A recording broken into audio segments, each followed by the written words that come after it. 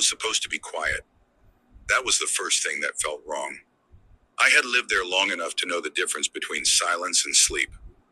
At night, the house usually settled into a rhythm.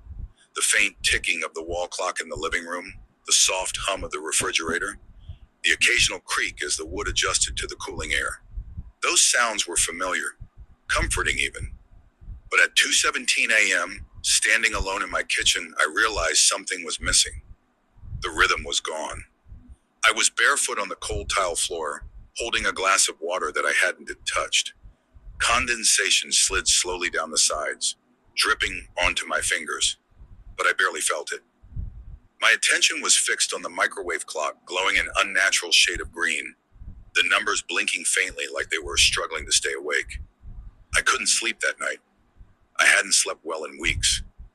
I told myself it was stress, too much screen time, too many late nights. I lived alone and the quiet sometimes pressed in on me, harder than I like to admit. That night felt no different, until it did. That was when I heard it. At first I thought it was my own breathing. A slow inhale, a controlled exhale. I froze. My chest tightened as I held my breath, listening. The sound continued. It wasn't coming from me. It wasn't loud. It wasn't frantic. It was slow, steady, almost thoughtful, like someone taking their time, listening as much as breathing. The kind of sound you only notice when you're paying attention. And suddenly I was paying attention to everything. The air felt colder. The kitchen lights seemed harsher, casting long shadows across the cabinets. My fingers tightened around the glass until the rim pressed painfully into my skin. I turned my head slightly. The pantry door was open. Just a little. Enough to notice. My stomach dropped. I was certain I had closed it earlier. I always did. The pantry door had a habit of creaking if left ajar, and I hated that sound in the dark. I remembered pushing it shut before going to bed, hearing the soft click as it settled into place. Now it stood open, the darkness inside thick and unmoving. The breathing came again, closer. My heart began to pound, each beat loud enough that I was sure it could be heard across the room. A cold, crawling sensation spread across my scalp and down my spine, raising goosebumps along my arms. Someone was in my house. The thought didn't feel dramatic. It didn't feel like something out of a movie. It felt heavy, final, like a truth my body had accepted before my mind could argue with it. I wanted to scream. I wanted to run. Instead, my hand moved toward my phone. It felt slippery in my palm, my fingers clumsy as I unlocked the screen. The light flared painfully bright in the dark kitchen, and instinctively, I angled it away from the pantry, as if the glow might give me away. The breathing stopped. The sudden silence was worse. I dialed 911. The ringing sound felt impossibly loud in my ears. Each tone stretched out, heavy with the certainty that whoever was in my pantry could hear it too. I held my breath, my eyes locked on the narrow gap of darkness. 911, what's your emergency? The dispatcher's voice was calm. Normal, human. It nearly broke me. There's someone in my house, I said. My voice sounded wrong, thin, shaky, like it didn't belong to me. Okay, ma'am, she replied gently. I need you to stay on the line with me. Where are you right now? In my kitchen, I whispered. I hadn't meant to whisper, but my throat refused to let the words come out any louder. I think he's in my pantry. There was a pause. Not long, but long enough for fear to bloom fully in my chest. Are you alone in the house? The dispatcher asked. Yes, I said. I live alone. The pantry door shifted, just a fraction of an inch. The wood creaked softly, like it was being pushed with careful restraint. I sucked in a sharp breath, my nails digging into my palm. I can see it moving, I whispered. The door, it's moving. Okay, the dispatcher said, her voice lowering slightly. I'm sending officers to your address right now. I need you to remain as still as possible. The breathing returned. Not loud, not rushed, deliberate. My skin prickled as the realization hit me. Whoever was in my house wasn't trying to hide anymore. They were listening. I swallowed hard, my heart pounding violently in my ears. I don't think he knows I can see him, I whispered. Another pause. Then the dispatcher spoke again, more carefully this time. Ma'am, I need you to listen to me closely. I leaned into the phone, every nerve stretched tight. Yes? Her next words made my blood run cold. I can hear someone breathing too. The pantry door stopped moving, and in that sudden, suffocating stillness, I realized something that made my knees weaken. The breathing wasn't coming from inside the pantry anymore. It was coming from somewhere behind me. I didn't turn around. Every instinct in my body screamed at me too, but something deeper, older held me in place. The certainty that if I saw him, something irreversible would happen. That the moment I confirmed his shape, his face, his eyes, I would lose whatever fragile control I still had. The breathing behind me was close enough that I could feel it. Warm, slow, measured. My spine went rigid, my shoulders locking as if I'd been frozen mid-thought. The kitchen light hummed faintly overhead, suddenly too loud, too present, like it was betraying me by existing at all. Ma'am, the dispatcher said softly, are you still there? Yes, I whispered, barely moving my lips. The words scraped my throat raw. He's right behind me. Okay, she replied, her tone careful, grounded. I need you to stay very still. Don't turn around. I closed my eyes. The darkness behind my eyelids felt safer than whatever was standing inches from my back. My heart pounded so hard it made me dizzy, each beat echoing in my skull. The breathing shifted. It changed rhythm slightly, like whoever it belonged to had noticed my fear, like he was reacting to it. A faint sound followed, fabric brushing against fabric, the subtle creak of weight shifting on tile. He was adjusting his stance. He moved, I whispered. I know, the dispatcher said immediately. I can hear that too. That confirmation sent a fresh wave of terror through me. This wasn't just in my head. I wasn't imagining it. Someone else, someone far away, could hear what I was hearing. You're doing very well, she continued. I need you to tell me, is there a clear path from where you're standing to another room? I opened my eyes slowly, keeping my head perfectly still. From the corner of my vision, I could see the dark mouth of the hallway leading away from the kitchen. It felt farther than it should have been, like the distance had stretched while I wasn't looking. Yes, I whispered. The hallway. My bedroom's at the end. Good, she said. I want you to move toward it. Very slowly. If you feel him get closer, you stop immediately. My legs didn't want to move. They felt numb, disconnected, like they belonged to someone else entirely. It took all my concentration to shift my weight backward, just a fraction, easing 1 foot behind me. The breathing stopped. My stomach dropped. For a horrifying second, I thought he had lunged, that the silence meant he was reaching for me. But then I heard it again, closer to my ear now, slower than before. He was listening. I took another step. The tile was cold beneath my heel, grounding me just enough to keep me from collapsing. I focused on the sensation of the floor, the texture of it, anything to keep my mind from spiraling. Keep going, the dispatcher whispered. You're doing exactly what you should. The hallway swallowed the light as I backed into it. Shadows closed in around me, pressing from both sides. The kitchen behind me felt exposed now, like I'd left something important unguarded. The breathing followed, still behind me, still close. I swallowed hard. He's coming with me. I know, the dispatcher said. Her voice was steady, but there was an edge to it now. You're almost there. My bedroom door was only a few steps away. I could see its outline at the end of the hall, a darker rectangle in the darkness. Safety felt close enough to touch, and impossibly far at the same time. Then something brushed my arm.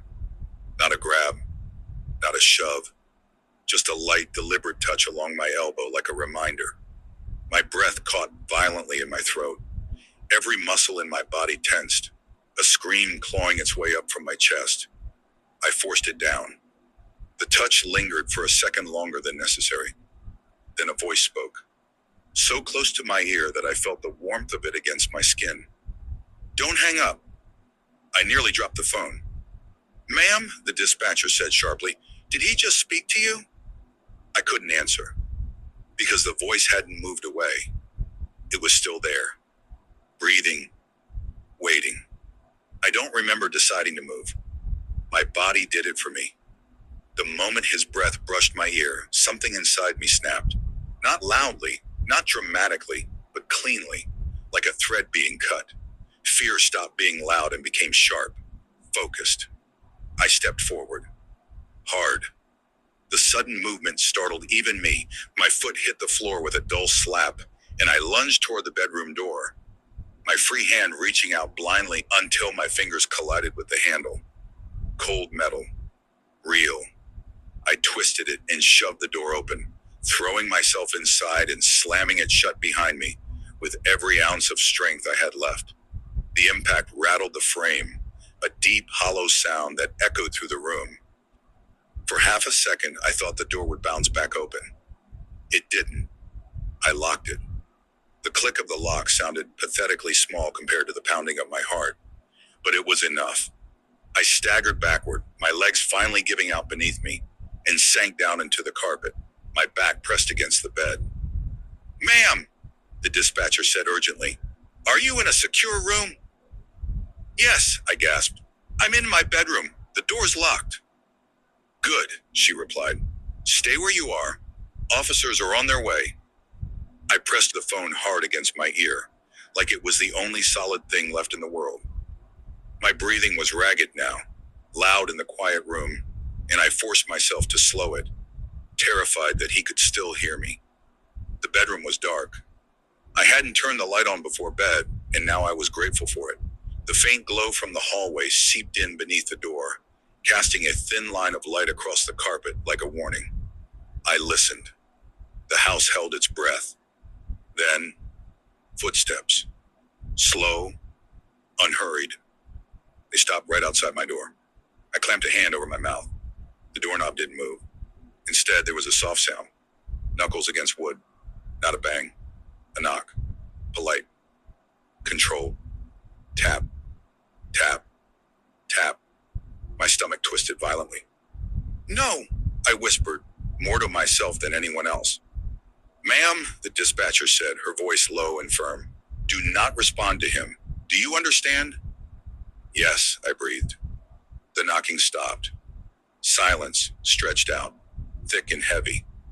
I counted my breaths, my heartbeats, anything to keep from losing track of time. Then his voice came through the door. Calm, almost gentle. "Clara." My blood went cold. I hadn't told the dispatcher my name. I hadn't said it out loud at all. My mind raced, grasping desperately for explanations. Mail, social media, neighbors. But none of them fit. Not with the way he said it. Not with the certainty in his voice. "You should sit on the bed," he continued quietly. "The floor's cold." Tears burned at the corners of my eyes. I squeezed them shut, my nails digging into my palm hard enough to hurt. "How does he know my name?" I whispered into the phone. There was a pause on the other end. "Ma'am," the dispatcher said carefully, "I need you to answer me honestly. Have you had any prior contact with this person?" "No," I said. "I swear, I don't know him." Another knock. This time closer to the lock, like he was leaning in. "I know your routines," he said calmly. "I know when you turn the lights off. I know how long you stare at your phone before you sleep. And I know you're talking to them right now." My breath hitched. "He knows about the call," I whispered. "Yes," the dispatcher replied. Her voice was still steady, but I could hear the tension beneath it now. "Help is close. You need to stay exactly where you are." The doorknob turned, slowly. Not forcing it, just testing it. Locked. I whimpered despite myself. He chuckled softly on the other side of the door. I told you not to hang up, he said. But that's okay. I like an audience. I pressed my forehead into the mattress, shaking. You're almost done, he continued. Just stay quiet. Let them think they're saving you. The footsteps moved away, not retreating, circling. I listened as he walked down the hallway, his presence never fully leaving, like a shadow that refused to detach itself from me. Ma'am, the dispatcher said urgently, officers are less than 2 minutes away. I nodded, tears sliding silently down my face. 2 minutes felt like forever. And somehow, I knew he wasn't afraid of them at all. The silence that followed was worse than the knocking. At least the knocking meant he was still outside the door, still bound by something as simple as wood and a lock. Silence meant possibility. It meant movement without sound. It meant guessing. I stayed on the floor, my back pressed against the bed, my knees pulled to my chest. The carpet felt rough against my skin, individual fibers digging into my legs, grounding me just enough to keep me from drifting away into panic. My phone was still clutched in my hand. I hadn't let go of it since the kitchen.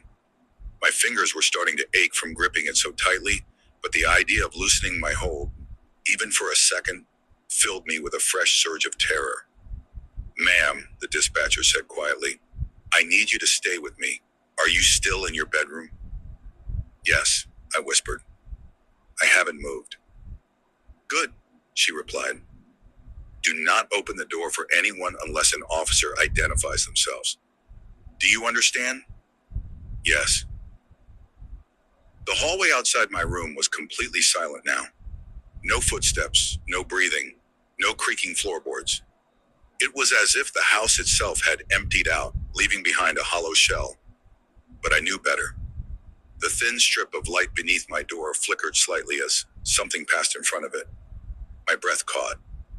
I watched the shadow move slowly across the gap, stretching, thinning, then disappearing. Whoever was out there wasn't rushing. He wasn't hiding. He was pacing. He's still here, I whispered. I know, the dispatcher said. I'm still hearing movement. That made my stomach twist. I hadn't heard anything.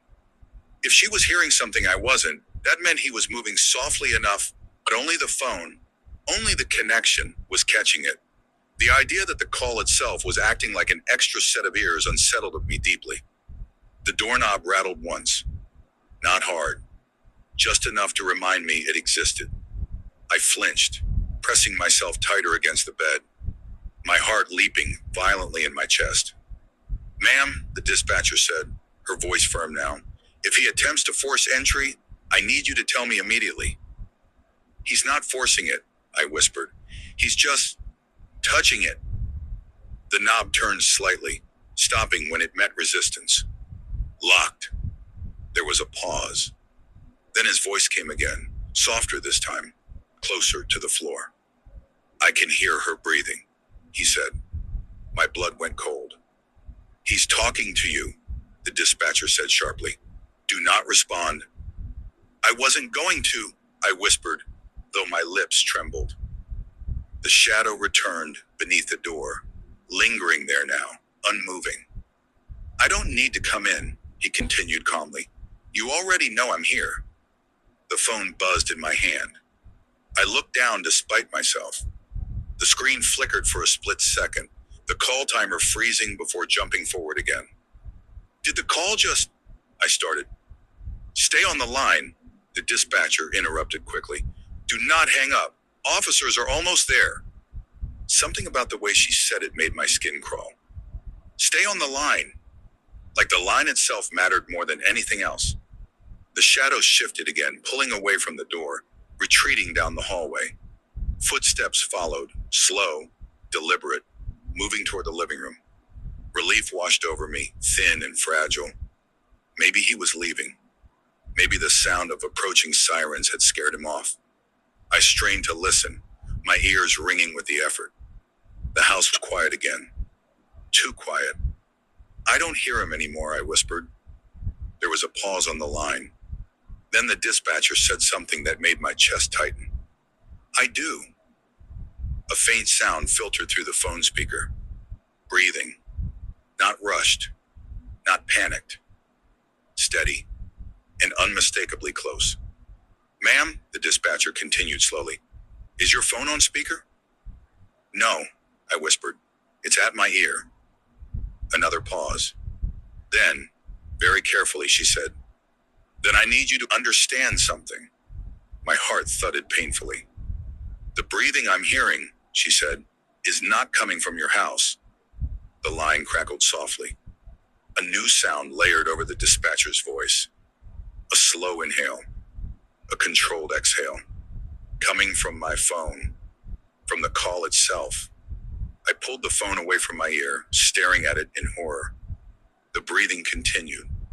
And somewhere in the house, far away now, something laughed. The first siren cut through the night like a blade. It was distant at first, faint, almost imaginary, but it grew louder quickly, swelling until it filled the space around the house. Red and blue light flashed across my bedroom walls in uneven bursts, slipping through the curtains like something alive. I didn't realize I was crying until I felt tears soaking into the sleeve of my shirt. They're here, I whispered. I know, the dispatcher said. Her voice finally softened, relief breaking through the professional calm. You did very well. Stay exactly where you are until an officer identifies themselves. The breathing on the line stopped. The sudden silence from the phone made my ears ring. I stared at the screen, half expecting it to light up again, to crackle with that sound, but the call timer kept moving, steady and indifferent. Heavy footsteps thundered through the house. Not careful this time, not slow, authoritative. Male voices shouted commands, sharp and loud, filling the hallway. Police, come out now! A door slammed somewhere, maybe to the front door, maybe the pantry. I couldn't tell. My sense of space felt warped, stretched thin by fear. Clara, a voice called out. This is the police. Are you in the bedroom? Yes, I shouted, my voice breaking completely. The door's locked.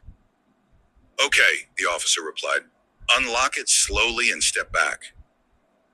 My hands were numb as I reached for the lock. It took me a moment to remember how it worked. When the door finally opened, bright light flooded in, blinding me. A uniformed officer stood there, his weapon raised, eyes scanning past me into the room. Another officer appeared behind him. They lowered their weapons when they saw me. You're safe now, one of them said gently, placing a hand on my shoulder. I flinched before I could stop myself. They guided me out of the room, down the hallway, and into the living room. The house looked smaller in the glare of flashlights and police lights. Ordinary, harmless, like it had never held fear at all. They searched everything, every room, every closet, every cabinet.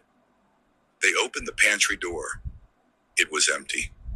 No signs of forced entry, no broken locks, no open windows. Nothing disturbed except me. One of the officers approached carefully. Ma'am, are you sure there was someone here? I nodded desperately. He talked to me. He knew my name. The officer exchanged a glance with his partner. Did you recognize his voice? He asked. No, I said, but he knew things about me. They took my statement at the kitchen table, wrapping a blanket around my shoulders. My phone lay on the table between us, screen dark now, silent. The dispatcher finally spoke again. Ma'am, officers have arrived. I'm ending the call now. Before I could respond, the line disconnected. The quiet that followed felt wrong. One of the officers cleared his throat. We'll have a patrol car sit outside for a while. Just in case. Just in case. They left an hour later.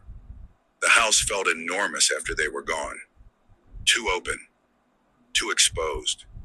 I sat on my bed staring at my phone, replaying everything in my head, trying to convince myself it was over. Then the screen lit up. A missed call. Unknown number. My heart dropped. Another notification followed. A text message. You stayed on the line? So did I. My hands shook as I stared at the words. I hadn't told anyone about the text. I didn't need to. I already knew what it meant. They told me it was over. Everyone did.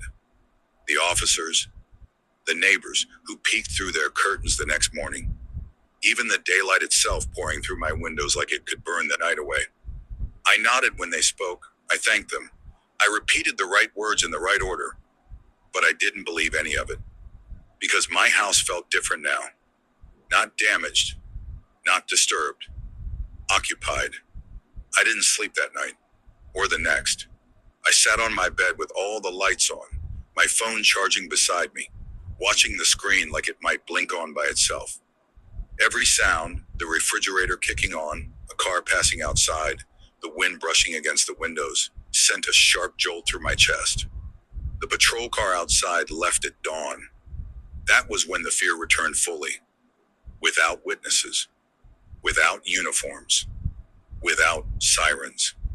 I showered with the bathroom door open. I checked every room before sitting down. I started flinching at my own reflection in mirrors, half expecting someone else to be standing behind me. The house was empty. I knew that. And yet, sometimes I felt watched anyway. 3 days later, I was moved to a temporary place. Somewhere safe, they said. Somewhere he wouldn't know. I almost laughed when they said that.